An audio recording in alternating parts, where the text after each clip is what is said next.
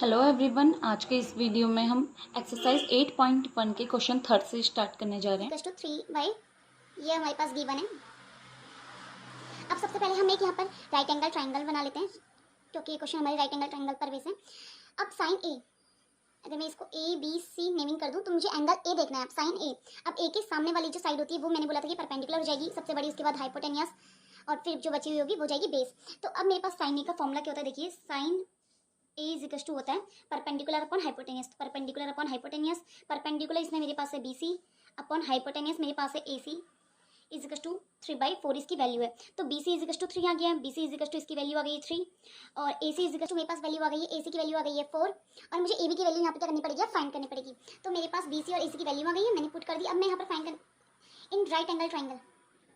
In right angle triangle yes square is equal to perpendicular square plus base square. तो मुझे hypotenuse लेनी पड़ेगी, hypotenuse मेरे पास है A C whole square is equal to perpendicular B की value मुझे फाइंड करनी है यहाँ पर ए बी स्क्वायर की। अब क्या करेंगे, ए बी की निकालनी है तो A B square is equal to क्या हो जाएगा, 4 स्क्वायर होता है 16 माइनस 3 स्क्वायर होता है 9, माइनस में चले गया 9, यहाँ पर बचेगा 7 माइनस करके। तो A B whole square is equal to आ जाएगी √7। तो ए बी की वैल्यू हमारे पास √7 आ गई है, ए बी की √7 है। अब हमारे पास तीनों वैल्यू आ गई है, तीनों वैल्यू आ गई है। अब हमें क्या करना है, कॉस ए और टेन ए निकालना है। Cos A is equal to formula put करेंगे और वैल्यू रख देंगे। Cos A is equal to होता है बेस अपॉन हाइपोटेनियस और निकालना है tan A. Tan A is equal to होता है परपेंडिकुलर अपॉन बेस।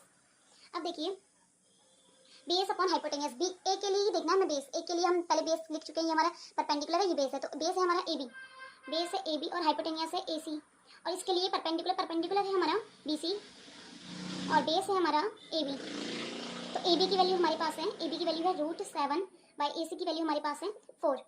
ऐसी बी सी की वैल्यू हमारे पास है 3 और ए बी की वैल्यू हमारे पास है √7।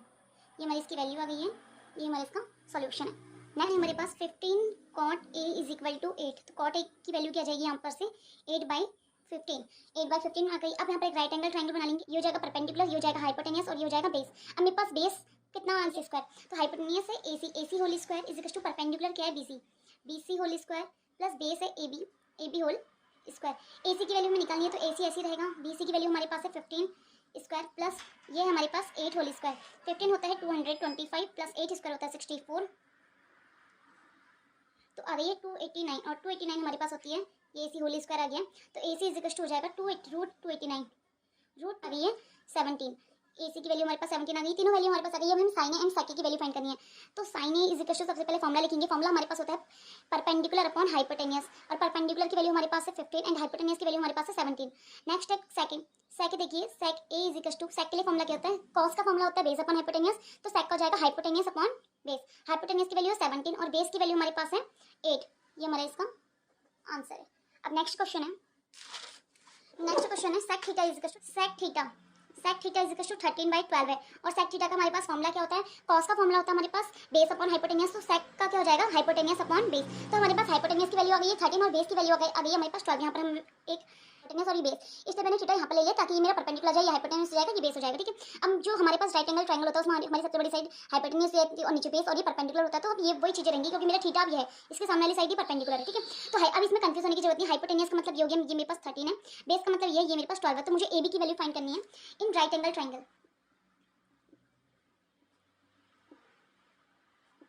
राइट एंगल ट्रायंगल में क्या हो जाएगा, hypotenuse square is equal to perpendicular square plus base square. Hypotenuse की वैल्यू हमारे पास है ए सी, तो A C whole square is equal to perpendicular है A B whole square plus base है B C whole square. A C की value हमारे पास है 13, ए बी की वैल्यू हमें फाइंड करनी है तो ए बी होल स्क्वायर ऐसे रहेगा, बी सी हमारे पास है 12 स्क्वायर। देखिए ये हो जाएगी 169, ये हो जाएगा 144 और ए बी होल स्क्वायर, तो A B whole square is equal to क्या हो जाएगा, A B whole square is equal to 169 minus 144, 5 और 5 6 2 25। तो A B whole square is equal to आ गया 25, तो A B is equal to हो जाएगा √25, मतलब स्क्वायर रूट ऑफ 25 क्या होता है 5। तो ये वैल्यू ए बी की कितनी आ गई हमारे पास, ये वैल्यू हमने निकाल दी 5। जब हमारे पास ये तीनों वैल्यूज होंगी हाइपोटेनियस परपेंडिकुलर एंड बेस, तभी हम सारी ऑल ट्रिग्नोमेट्रिक रेशियोज फाइंड कर पाएंगे। अब एक एक करके हम ट्रिग्नोमेट्रिक रेशियो फाइंड करेंगे। सबसे पहले साइन थीटा हो गया, sine theta, cos theta, tan theta, cosec theta. Sec theta की वैल्यू हमारे पास है वो नहीं करेंगे, फिर आ जाएगा कॉट थीटा। सारे फॉर्मूले लिख लेते हैं, सारे फॉर्मूले लिखने हम डायरेक्ट इसमें वैल्यू पुट कर देंगे। साइन थीटा होता है परपेंडिकुलर अपॉन हाइपोटेनियस, कॉस होता है बेस अपॉन हाइपोटेनियस, टैन होता है परपेंडिकुलर अपॉन बेस, कॉसेक क्या हो जाएगा हाइपोटेनियस अपॉन परपेंडिकुलर और कॉट क्या हो जाएगा बेस अपॉन परपेंडिकुलर। अब इनकी वैल्यू पुट कर लेते हैं।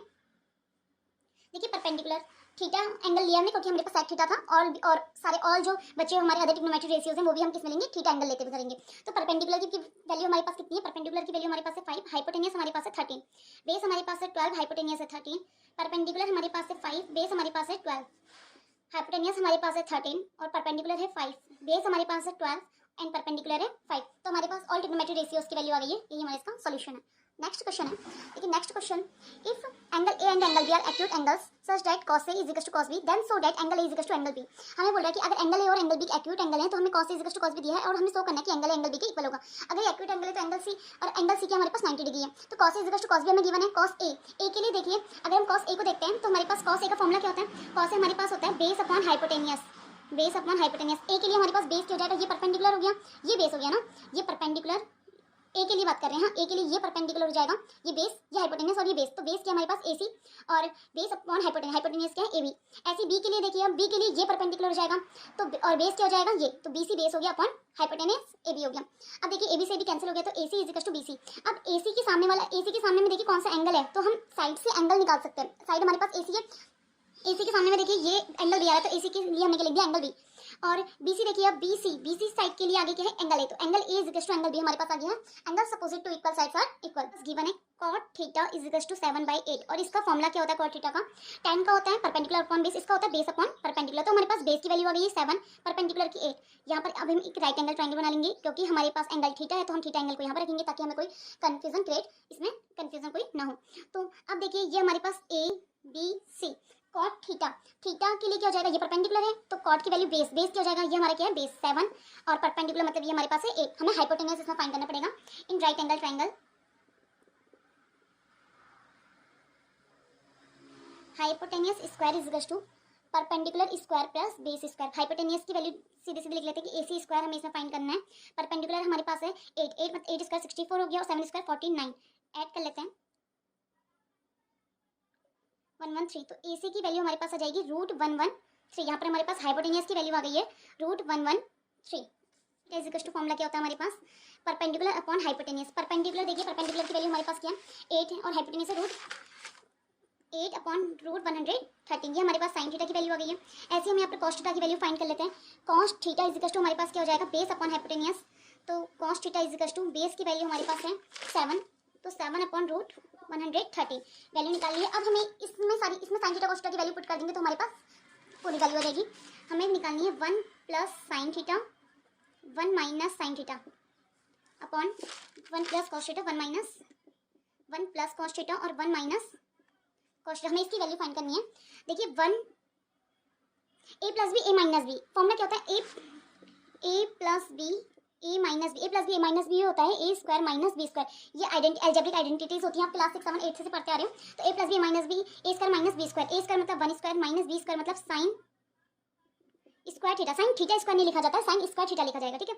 ऐसे इसमें a plus B minus B, तो ये हो जाएगा 1 square minus cos square theta. तो देखिए 1 स्क्वायर मतलब 1 हो गया minus sine square theta upon 1 minus cos square theta.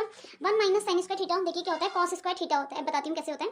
और 1 माइनस कॉस स्क्वायर थीटा होता है साइन स्क्वायर थीटा। डायरेक्ट मेरे पास वैल्यू देखिए, एक इसमें फॉर्मूला आएगा अभी आपके पास, आप फॉर्मूला पढ़ोगे sine square theta plus cos square theta is equal to 1, ठीक है, अच्छे से देखिएगा।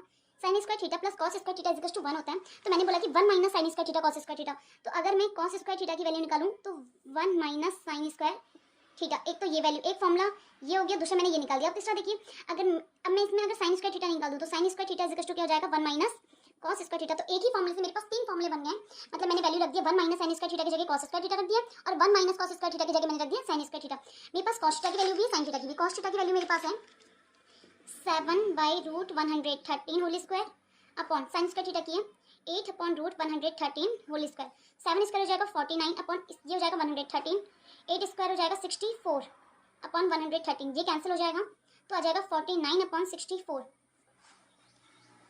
ये हमारा आंसर है। इसी का नेक्स्ट पार्ट है, हम इसी का सेकंड पार्ट है कि कॉट स्क्वायर थीटा की वैल्यू निकालनी है। कॉट थीटा हमारे पास है 7/8, तो कॉट स्क्वायर थीटा क्या हो जाएगा 7/8 होल स्क्वायर, 7 49 8 8 64। देखिए दोनों वैल्यू सेम